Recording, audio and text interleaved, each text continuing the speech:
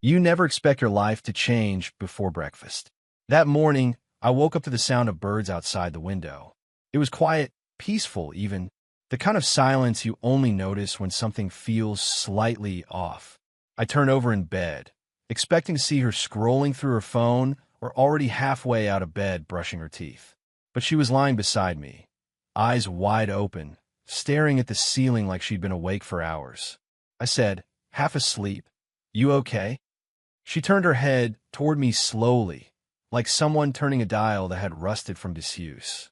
Her expression was blank, empty. Her lips parted, and she said, without blinking, "I'm sick of you." Just like that. No context, no build-up, no emotion in her voice. She might as well have been saying she didn't like the color of the bedsheets. For a few seconds, I didn't move. I didn't even breathe. I just stared at her, thinking maybe I misheard, or that she was joking, some kind of twisted attempt at humor. But there was no smirk, no sarcasm, just that same cold stare. "What did you just say?" She sat up, pulled the blanket off her legs, and stood up. Her voice was steady, almost rehearsed. I said, "I'm sick of you. Everything about you irritates me now. I don't want this anymore." She walked out of the room. I stayed there, sitting up in bed, like someone who had just been slapped but hadn't processed it yet. I replayed the words over and over in my head. "I'm sick of you. I'm sick of you." It wasn't a fight. There had been no argument the night before.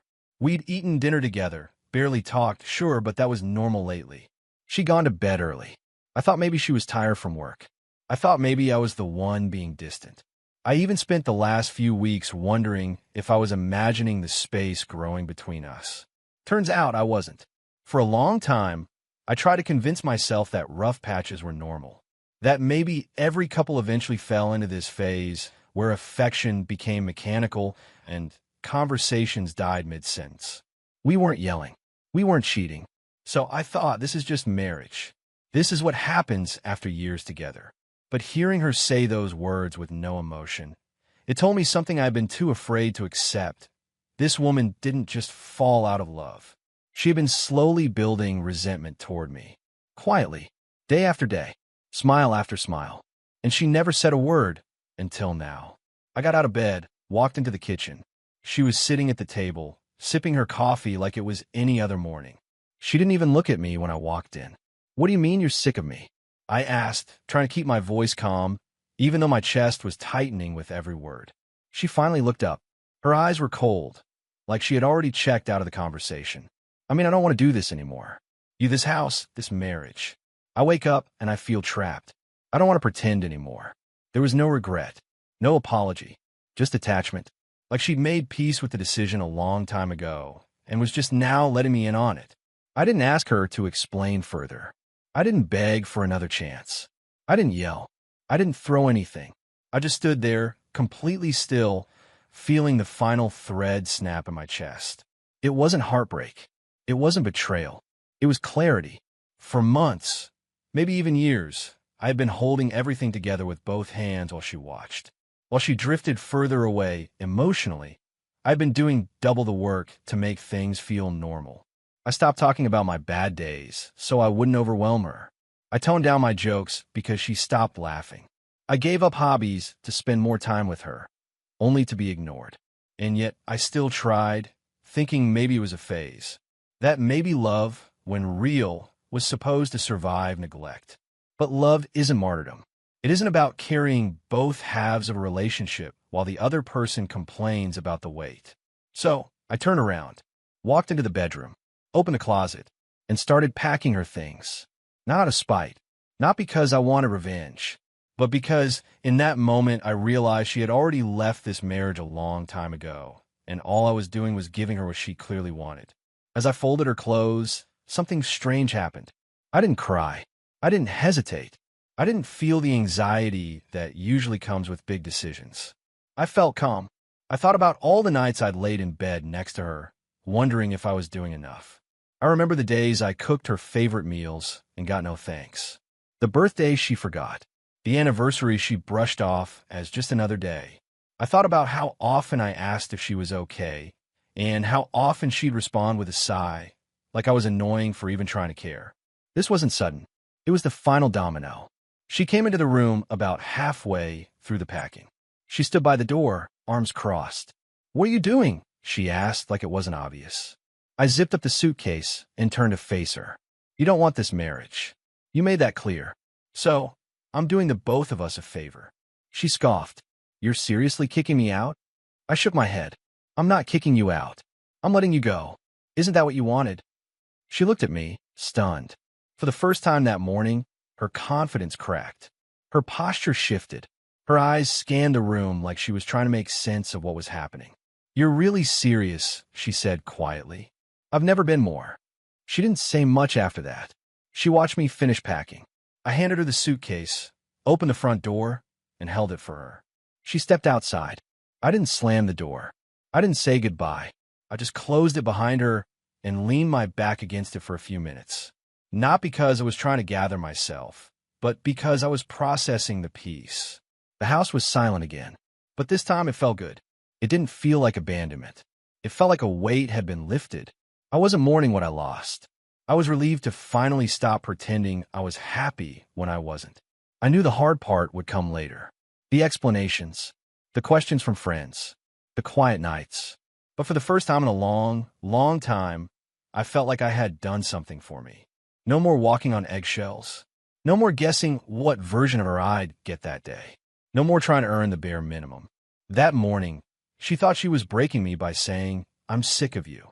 But she didn't realize she was setting me free. After she walked out that morning and the door closed behind her, the silence that filled the house wasn't the kind that suffocates. It was the kind that breathes. For the first time in years, I stood in my own home and felt something I hadn't felt in a long time. Power. Not the kind that controls others. Not loud or arrogant, but the quiet, dignified kind. The kind you reclaim when you stop begging to be loved and start choosing yourself. I didn't immediately call anyone. I didn't blast music or open a beer in celebration. I just stood in the middle of the living room, taking it all in. The couch where we'd sat in silence night after night. The dining table that became a battlefield of empty conversations. The bedroom down the hallway, where I'd laid awake next to someone who hadn't really seen me in years. It was all still there, but it finally felt like mine again. I went to the kitchen and poured myself a glass of water. My hands were steady. My mind was clear. No racing thoughts. No emotional chaos. Just stillness. And it was in that stillness that I understood the truth. Her leaving didn't destroy me. It reminded me that I had survived her indifference for far too long. People talk about heartbreak like it always comes in the form of betrayal or some dramatic ending. But the slow kind? The silent kind? The kind where someone slowly stops loving you while you keep trying harder and harder? That's the most painful version. And yet, I survived it. For months, years, if I'm being honest, I had been in survival mode, making excuses for her coldness, convincing myself that her distance was just temporary, trying to do more, be more, give more, thinking if I love her enough, maybe she'll love me again. But that morning, when she finally said the words out loud, "I'm sick of you," it didn't break me. It freed me, because now I no longer had to wonder, no longer had to play detective in my own home, trying to figure out why my affection was met with blank stares or why my presence felt like an inconvenience. She had confirmed it, and with that confirmation, I finally let go of the illusion that she was still my partner. The first few days after she left were quiet, but not lonely. I made it a point not to fill the silence with distractions.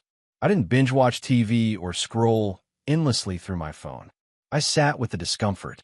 I let it settle. I cleaned the bedroom, not just tidied it, but really cleaned it.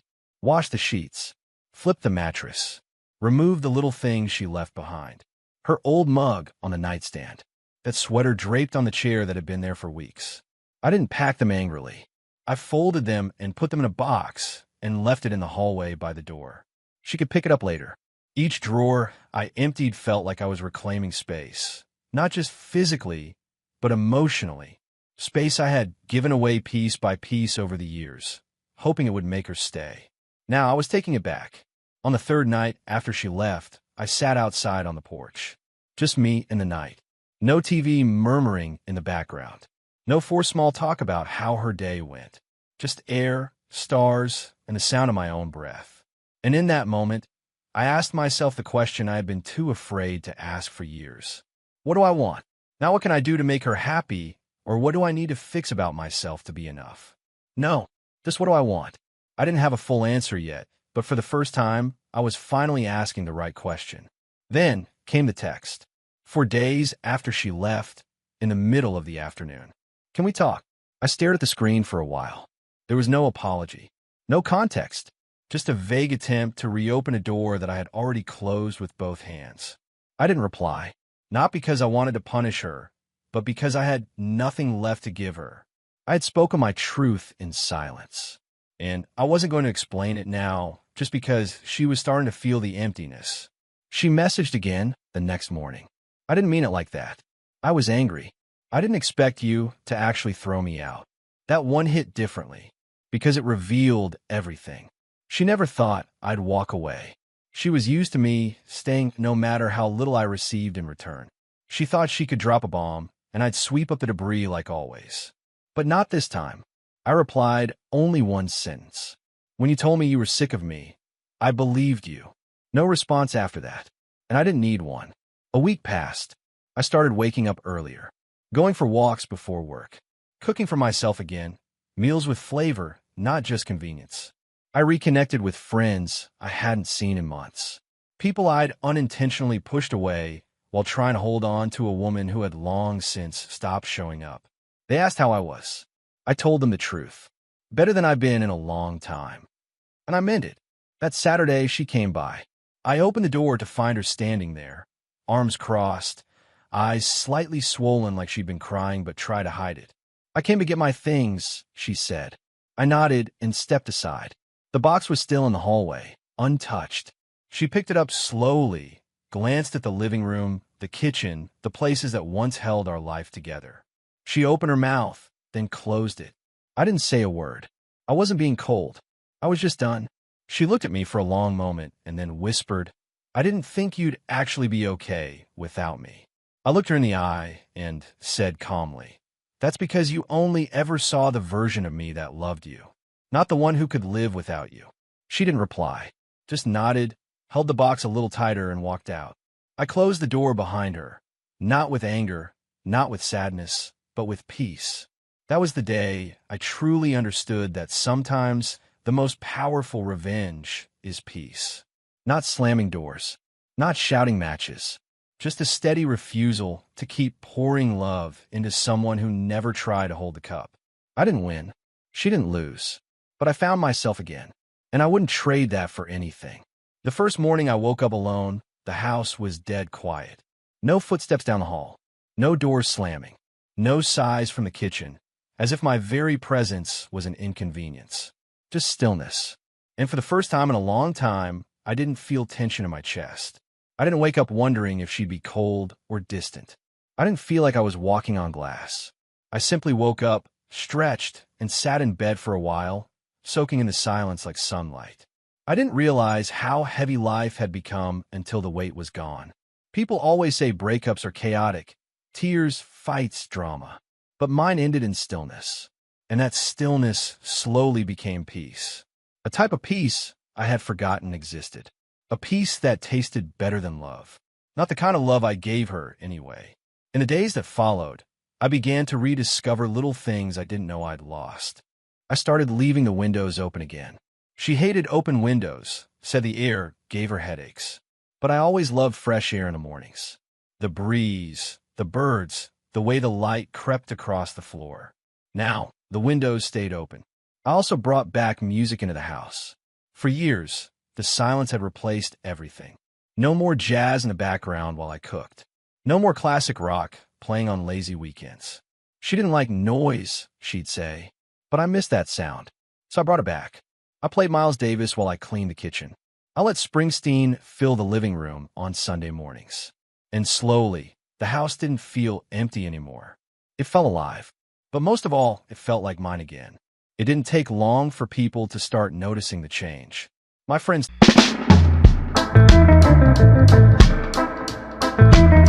My name is Ryan Clark, and I still remember the exact moment my life shifted. Not because of a fight, Not because of betrayal, not even because of anything dramatic. Just one sentence. 7 words that ripped the ground out from under me. I just need some time away from you. That's what my wife, Emily, said to me. It was a Tuesday night. Ordinary. I was in the kitchen, cooking her favorite, pasta with roasted vegetables and that garlic basil cream sauce she used to love. She was sitting at the table, scrolling through her phone, barely saying a word. I thought maybe she'd had a long day at work. Maybe she was tired. I tried making small talk. I told her a story about something funny that happened at the office. Nothing too deep, just a light moment. She didn't laugh. She barely looked up. After I set the plates on the table, she finally spoke. I don't want dinner. I frowned. Everything okay? That's when she looked at me. Really looked at me, like someone stares at a wall they've grown tired of. Like they've been holding something in for too long, and it's about to spill out, whether you're ready or not. I don't know how to say this without it sounding cold, she began. I stood still. My chest tightened. Say what? She hesitated, then let it out. I just need some time away from you. I need space. At first, I thought I misheard her. Time away. Space. We weren't fighting. We'd been through much worse before and worked through it. What does she mean, space? Where is this coming from? I asked quietly. She sighed and stood up, walking slowly around the kitchen like she didn't want to be still. I've been feeling off lately. I feel suffocated. Not by anything you're doing, just in general. I need to step back and figure things out. I was stunned.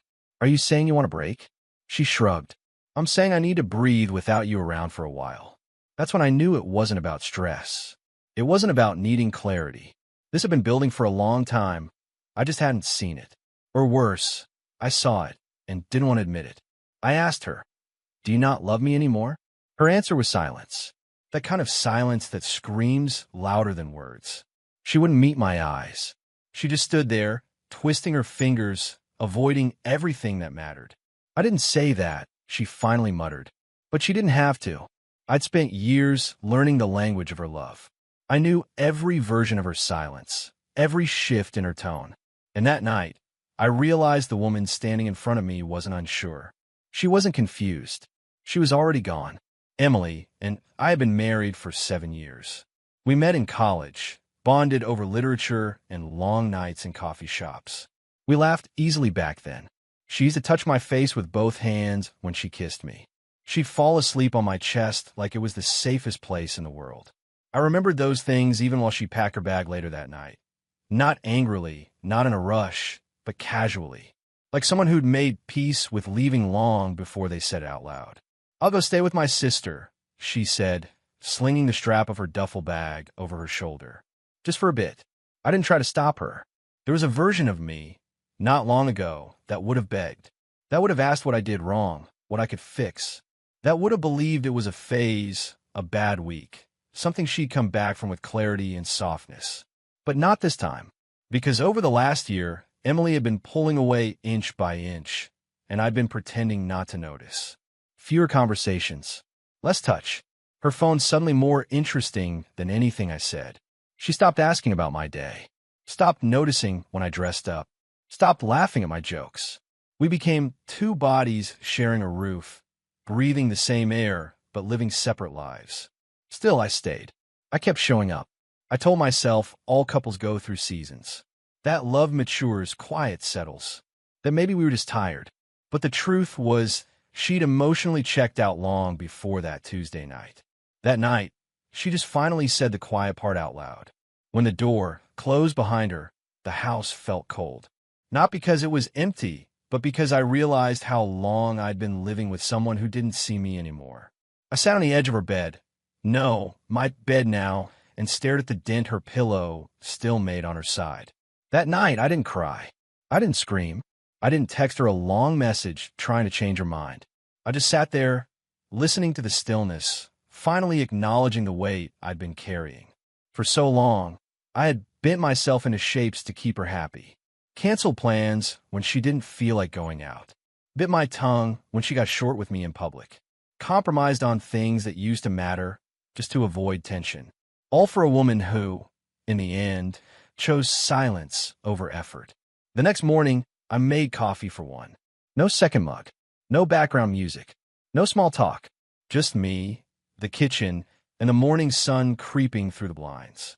That's when it started to hit me. I was free. It didn't feel good yet, but it felt real. People think the end of a relationship happens in a bang. Infidelity, a huge blow-up, a betrayal. But sometimes the end is quiet. It comes in the form of a simple sentence. I need space. And that space becomes forever. What Emily didn't realize that night was that asking for time away wasn't just her way of gaining freedom.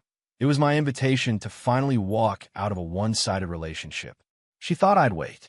She thought I'd put my life on pause, check in on her, ask if she was ready to talk. That's what I'd done before, waited, hoped. But not this time. This time, I didn't wait.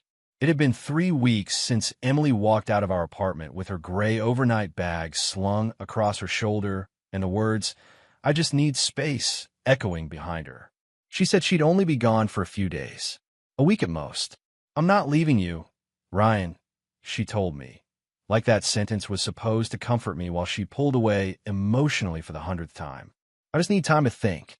But the silence that followed wasn't the silence of someone thinking. It was the silence of someone who had already decided. No texts, no calls, no check-ins, just absence. I gave her space, and she took it as freedom. I spent the first few days convincing myself this was temporary, that she'd come back after clearing her head, that she'd miss me, that she'd remember the mornings I used to pack her lunch without her asking, the nights I massaged her shoulders when she came home stressed, the time I skipped my best friend's bachelor party to stay by her side when she had a panic attack, that she'd feel the absence of those small, quiet acts of love and want them back. But nothing came. No knock at the door. No, "I miss you." No apology. Just me, alone, staring at a wall that used to hold pictures of us smiling. That's when it hit me. She wasn't taking space to find herself.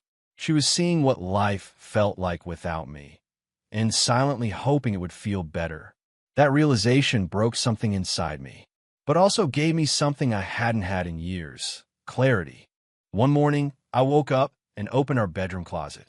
Her side was still half full, dresses she hadn't touched in weeks, heels from dinners we hadn't gone to in months, that faded university hoodie I used to wear when she was cold. I grabbed a few trash bags and began folding. Not angrily, not bitterly, just methodically. Every item I packed was a memory. The red sweater she wore the day we moved into the apartment. The blue scarf I bought her after our second anniversary. But I didn't stop. I needed the physical act of packing to match the emotional decision I had made the night before. She wanted time away, so I gave her forever. I didn't call to warn her. I didn't send her a dramatic message. I didn't block her number. I simply erased her from my present, quietly, fully, without asking for permission.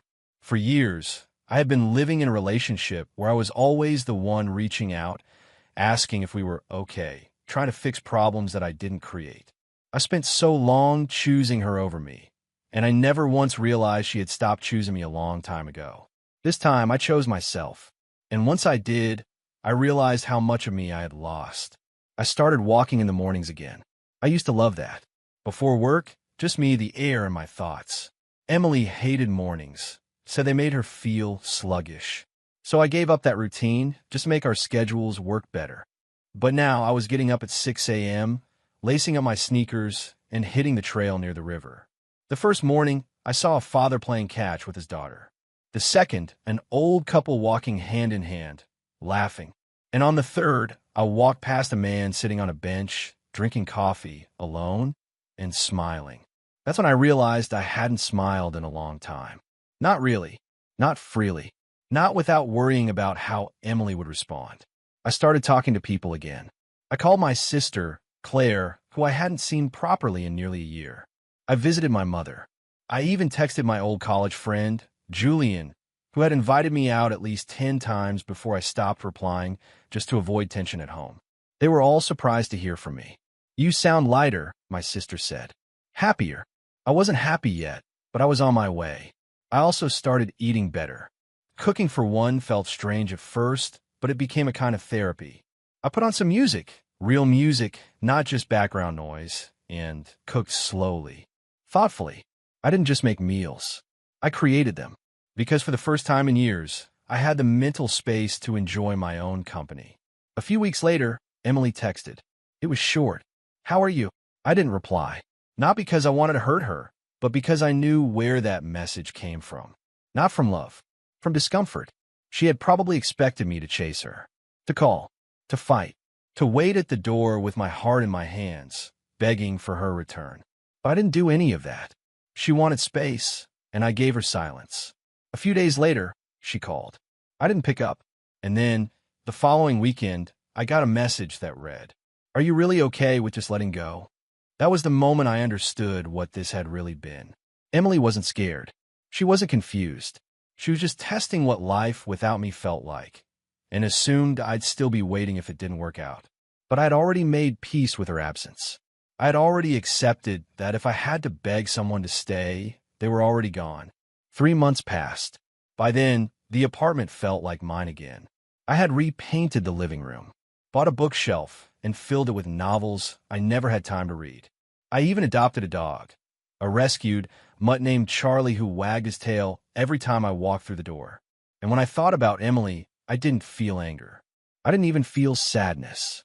I felt distance, emotional distance, like remembering an old movie, something you once felt deeply, but that no longer held power over you. And that, to me, was the most liberating part. She had once been the center of my world. I would have done anything to save what we had. I've been until I nearly broke. But now I realized that what I had been trying to save was a memory, a version of us that no longer existed, a relationship built on habit, not connection. When she asked for time away, she expected control. Instead, she gave me clarity. She thought she could pause the relationship like a song on a playlist and press play again when she felt ready. But what she didn't realize was that during that pause, I found my freedom. It started with one call. A month after I stopped replying to Emily's texts, she rang me at 11:43 p.m. I was lying in bed with Charlie, my dog, curled up at my feet, a book open on my chest.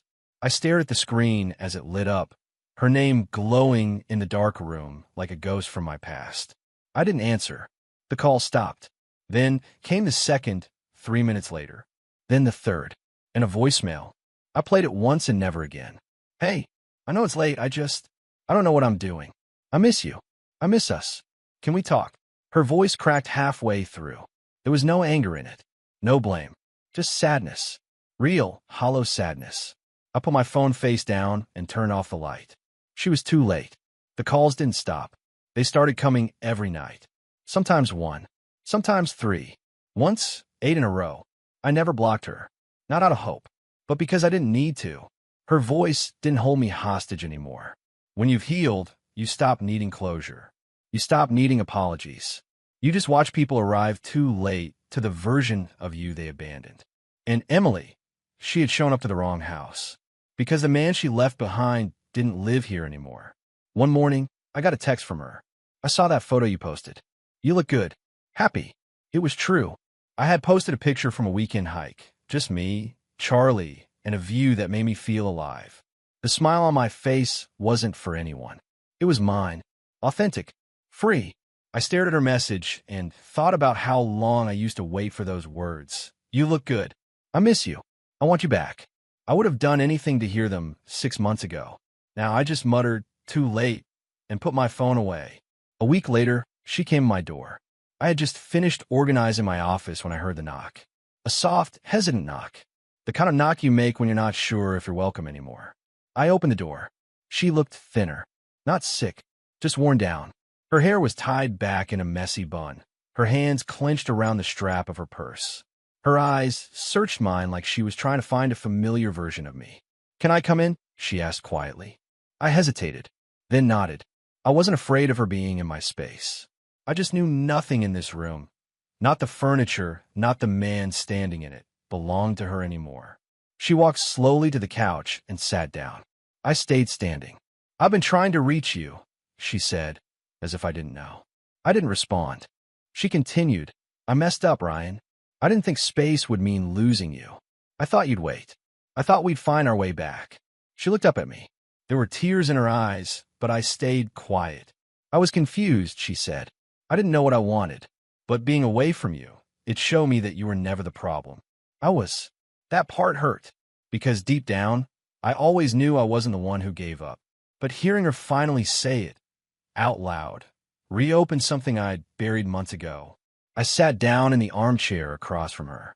Emily, I believed you when you said you needed space. I respected it. I waited a little. But when nothing came, I stopped waiting. I had to. She nodded, wiping her face. I know. I didn't expect to feel this lost without you. That's because you never expected to lose me. That silence between us was different now. Not tense. Not angry. Just final. She stayed for an hour. Told me how much she missed me. How she realized she'd taken me for granted. How she regretted every second she spent thinking there was something better out there. She even admitted that she went on 2 dates during the first few weeks after we separated. Nothing serious, she said. Just testing the waters. I didn't flinch. I didn't ask for details. I didn't judge, because that wasn't my life anymore. I'm not asking for everything back at once, she whispered. I'm just asking for a chance. One dinner. One conversation. I looked at her, really looked at her. I remember the late nights I stayed up waiting for her texts. The ache in my chest when she said, I just need space, like it was a solution and not an ending. The weeks I spent blaming myself for her silence. The quiet mornings when I cooked for both of us and threw out her untouched plate at lunch. And then I thought about the life I had now. The books I was reading. The morning walks. The dog curled up by the door. The peace in my own thoughts. The way I didn't need to perform to be loved anymore. I'm not angry, I said. And I'm not trying to punish you. But Emily, I'm not yours to try again with. Her face dropped, and her voice cracked. You really don't want me back? I wanted you when you didn't want me. Now that I've let go, I can't go back. That door's closed. She broke down then. Really broke down. And I didn't comfort her. Not because I was cruel, but because I wasn't her husband anymore. That night, she called me again. I didn't answer. The next night, another call. Then a message. I understand. I just hope you find happiness. I did. Not in another woman. Not yet, but in myself. In the version of me I had buried, trying to be enough for someone who couldn't decide if she loved me. Now I wake up early. I open the windows. I walk Charlie. I read. I laugh. I live. And some nights, when the phone rings and I see her name again, I just smile. Because I know she's calling the old me. But he's no longer here. There's a kind of peace that comes when you finally stop explaining yourself to someone who was never really listening. When you stop trying to fix what they broke and start rebuilding without them. Emily wanted space. I gave her forever. And now, she calls every night, reaching for a version of me she lets slip through her fingers. But I'm not on the other end of the line anymore. I'm already gone.